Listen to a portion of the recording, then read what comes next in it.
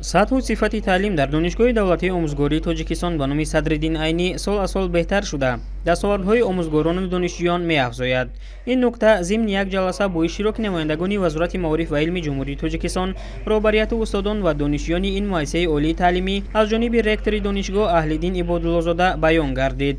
نتیجه بلند گردیدن دانش محصلین است که امروز تعداد گیرندگان استیپندیای اعلی در این مؤسسه عالی تعلیمی از 182 نفر به 407 نفر رسیده است. همین گونه اشتراک محصلین دانشگاه در آزمون‌های سطح جمهوریوی و غالبیت آنها افزوده است. تنها دوام سال 2024 دانشجویان در یک قطار آزمون‌ها از جمله آزمون‌های جمهوریوی علم فروغ معرفت و فروغ صبح دانایی کتاب است، خواننده بهترین اثرهای پیشوای ملت، جامی رکتور دانشگاه بین‌المللی سیاحی و صاحبکاری تاجیکستان، داننده بهترین کنستیتوسیای جمهوری تاجیکستان اشتراک فعالانه نموده صاحب جایهای افتخاری گردیدند.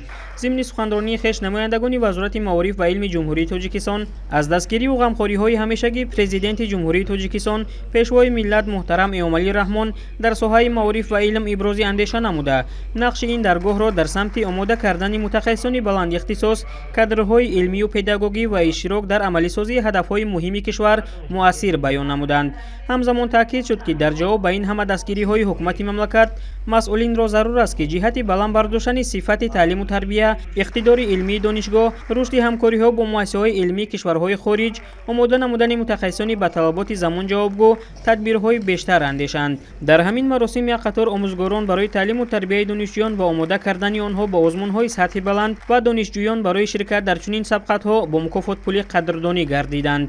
با مقصد هوسمندگردانی غالبان و اشتراکچیان فعال آزمون‌های سطح جمهوریوی از جانب رهبریت دانشگاه آموزگاری به آنها از 500 تا 5000 سومانی مکافات پولی تقدیم گردید. باید گفت که طبق امرهای پرزیدنت جمهوری تاجیکستان محترم ایامعلی رحمان، سال روان نیز آزمون‌های فروغ صبح دانایی کتاب است و علم فروغ معرفت با قدردانی‌های بیشتر برگزار می‌شوند. آموزگاران و محصلین این درگاه علم و معرفت علاقه از حال حاضر برای اشتراک در آزمون‌های مذکور آمادگی می‌بینند تا در سال روان نیز در این آزمون‌ها دست بالا گردند.